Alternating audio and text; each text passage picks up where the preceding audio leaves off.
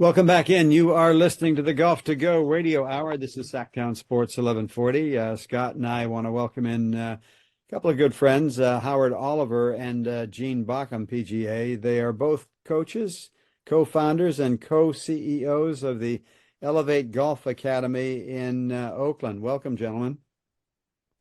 Thank you for having us. Absolutely.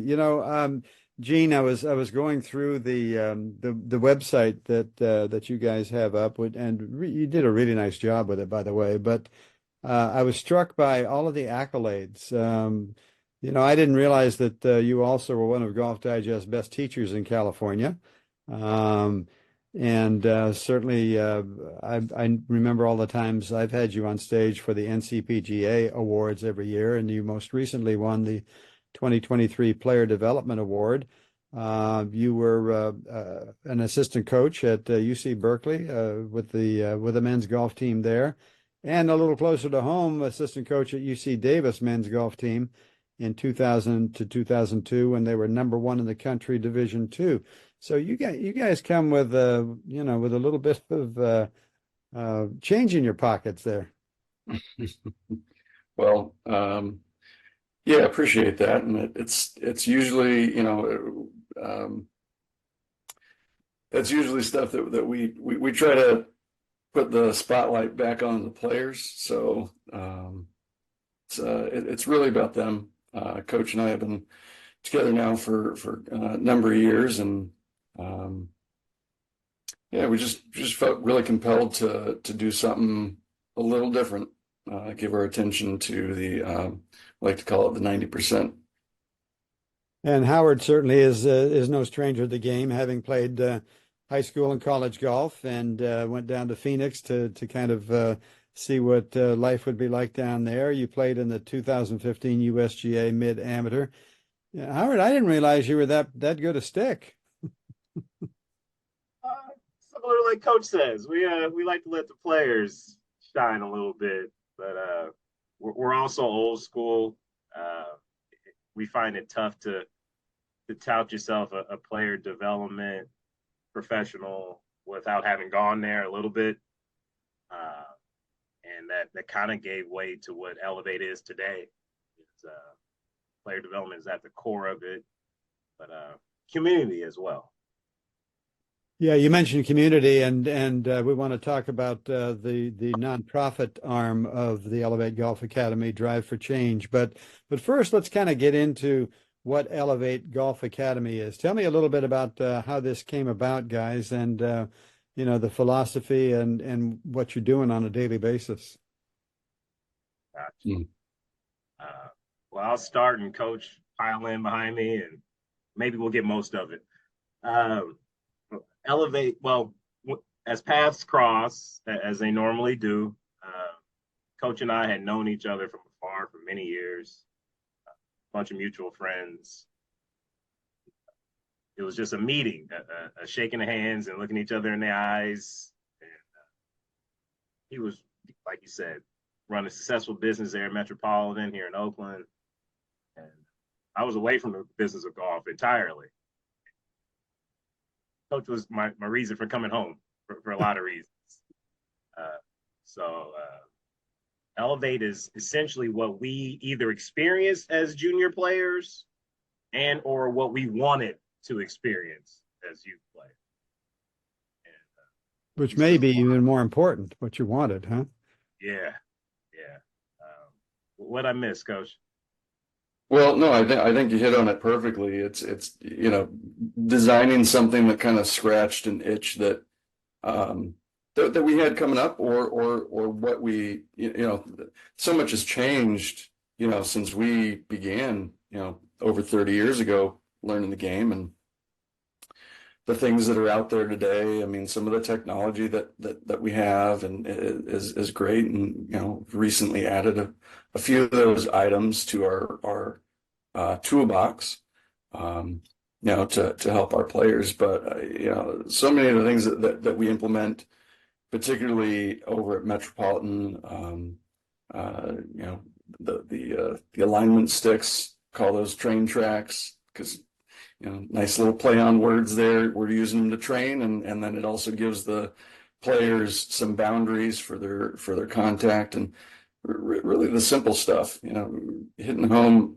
the elements that really help players get off the ground much more quickly. We can dive into the technique and the mechanics, but players want to play. They want to enjoy the game. Sure. And so our goal there is to get them enjoying the game as quickly as possible, and also, quite frankly, getting them out on the golf course sooner than they think they're ready for. Many moons ago, it was the unspoken rule was you have to be a certain skill level before you're allowed to tee it up or even welcome out to the golf course. And we've been working really hard over the last 20 years to dispel those myths and ideas, to bring folks into the game who have previously not necessarily been welcomed. I think that is a fascinating mindset, because the game is scary enough, and so many people think, gee, I'm just not good enough to play, or they're not going to accept me.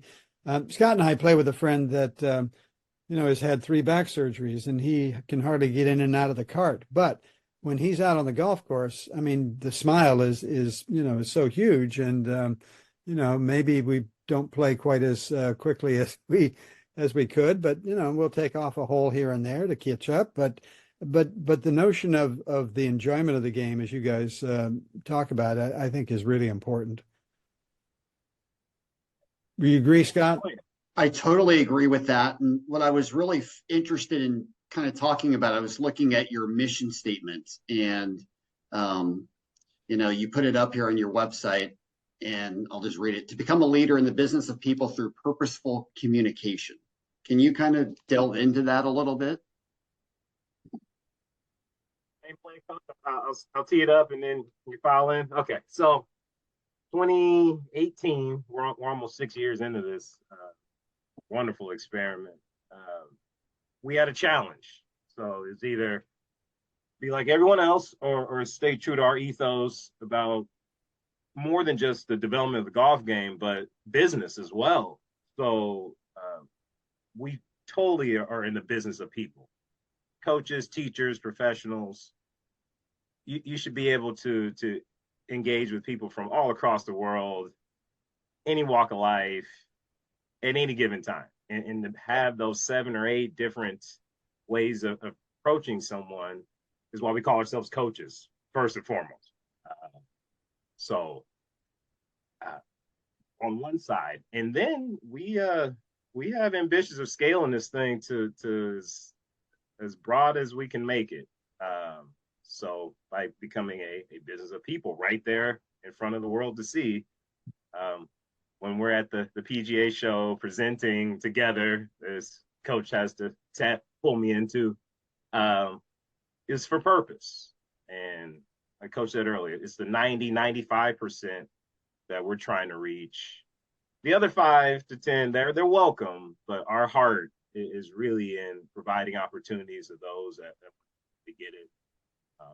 That was my experience as a youth golfer, being uncomfortable on the golf course. I was taught by a marine biologist, retired, Riola Freeman. If you've been around long enough, you may or may not know that name. But it was nothing for her to get Coke cans, set them out there 20 yards from the green, and that's where we played from. So we protect our players, young and old, whether you're in our adults in our Get Golf Ready or our youth weekly development teams. We want them to enjoy playing this game, because that's where the social interaction comes and all the beauty that we all know you really gain access to. I love it. What about that, Gene? Yeah, I mean, Coach is spot on. I mean, these concepts aren't necessarily new. They've just been hidden in plain sight. The R&D rip off and duplicate. I mean, that's what all industries do, right?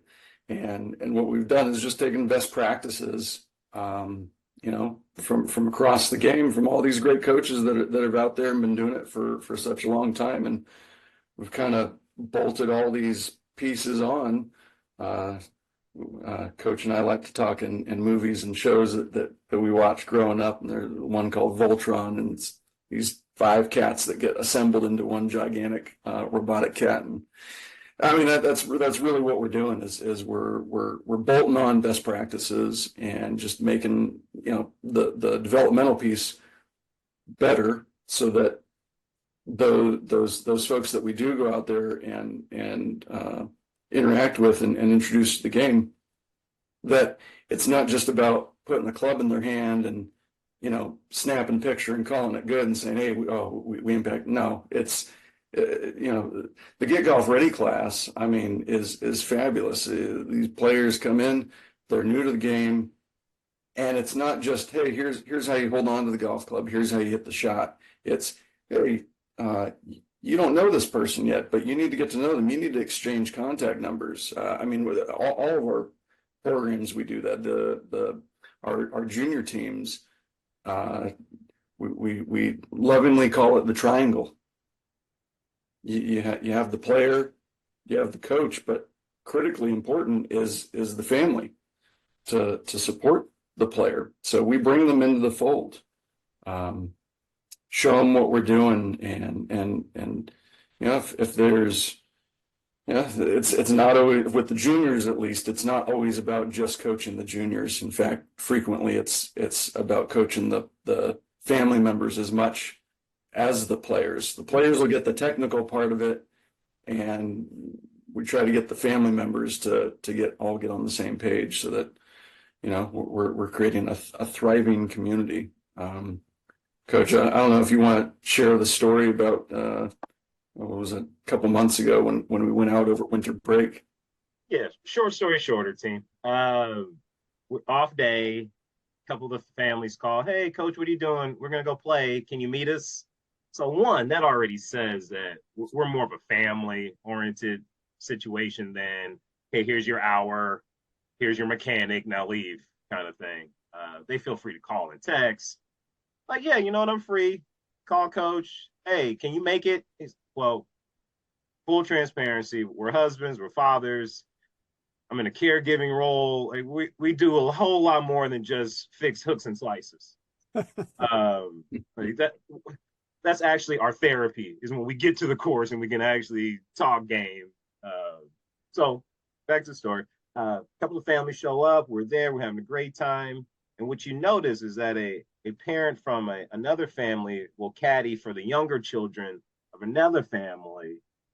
That's the type of ecosystem we're creating, that everyone's an auntie, everyone's an uncle. I married an island girl, is very aloha to how we do it. And that just shows that, yes, development is at the point of what we do. Coaches are not just co-CEO, but chief procurement officer. We're always getting the newest and the latest. And but to show families and the public that, you know what, you don't get to make fun of this kid because you got paired up with him. These kids might be much better than you're ever going to be. So we're training them, and so that when they go and play the Pebbles and Spies and all those high-end places, that they feel comfortable. Because we've heard that from the 1% of the 1% who've had that access their entire lives, and they show up and they feel uncomfortable. Yeah. So, okay, well, on the other side of leisure, we're going to do our job there. We'll have more with Howard Oliver and Gene Bockham right after this.